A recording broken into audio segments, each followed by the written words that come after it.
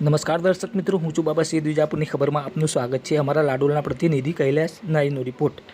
વિજાપુર અંડરપાસમાં પાણી ભરાવાની સમસ્યા. ચોમાસામાં પ્રથમ વરસાદથી મુશ્કેલીઓ શરૂ. સમાચાર વિગતવાર જાણીએ તો વિજાપુરમાં રેલવે લાઇનના વિકાસનું કામ જોર પકડ્યું છે, જેમાં મીટર ગેજથી બોર્ડગેજમાં રૂપાંતરની પ્રક્રિયા ચાલી રહી છે. આ સંદર્ભમાં બસ સ્ટેશનથી ટીબી હોસ્પિટલ જવાના એપ્રોચ રોડ પર નવનિર્મિત અંડરપાસ આવેલું છે, પરંતુ ચોમાસાની શરૂઆત થતાં જ પ્રથમ વરસાદમાં અંડરપાસમાં પાણી ભરાઈ જવાની ગંભીર સમસ્યા સામે આવી છે. આ સ્થિતિ દર્શાવે છે કે અંડરપાસની ડ્રેનેજ વ્યવસ્થામાં કંઈ ખામી રહી ગઈ લાગે છે, જેના કારણે વરસાદી પાણીનો યોગ્ય નિકાલ થઈ શક્યો નથી. પરિણામે વાહન ચાલકો અને રાહદારીઓને ભારે મુશ્કેલીઓનો સામનો કરવો પડી રહ્યો છે.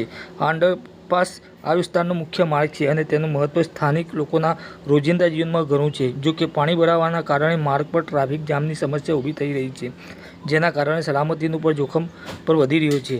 વધુ પાણી હોવાના કારણે અહીંથી પસાર થઈ રહેલા વાહનો બંધ પડી રહ્યા છે, જેથી લઈને વાહન ચાલકો ખૂબ જ પરેશાન છે. રાહદારીઓ અને વાહન ચાલકો માટે સ્થિતિ ખૂબ જ અસુવિધાજનક બની રહેલ છે, જે ચોમાસાના આખા સમયગાળા દરમિયાન વધુ ગંભીર બની શકે છે. સ્થાનિક નાગરિક માટે આ એક ચિંતાનો વિષય બની ગયો છે, કારણ કે તેમના દૈનિક જીવન પર સીધી અસર પડી રહી છે. આ સમસ્યાને હલ કરવા માટે અધિકારીઓ તાત્કાલિક પગલાં ભરવાની જરૂર છે. ડ્રેનેજ સિસ્ટમમાં સુધારો કરીને પાણીના નિકાલની વ્યવસ્થા મજબૂત બનાવવી જોઈએ. આ ઉપરાંત હાઈ કેપેસિટી પંપની વ્યવસ્થા અને નિયમિત સફાઈ તેમજ જાળવણીનું કામ હાથ ધરવું અનિવાર્ય છે.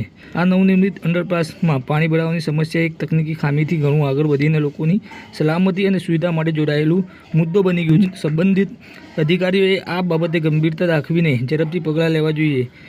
જો સમયસર આ સમસ્યાનું નિરાકરણ નહીં થાય તો સ્થાનિક લોકોને ચોમાસા દરમિયાન વધુ મુશ્કેલીઓનો સામનો કરવો પડશે. આથી નાગરિકોની સુવિધા અને સલામતીની ખાતરી કરવા તાત્કાલિક કાર્યવાહીની અપેક્ષા રાખવામાં આવે છે.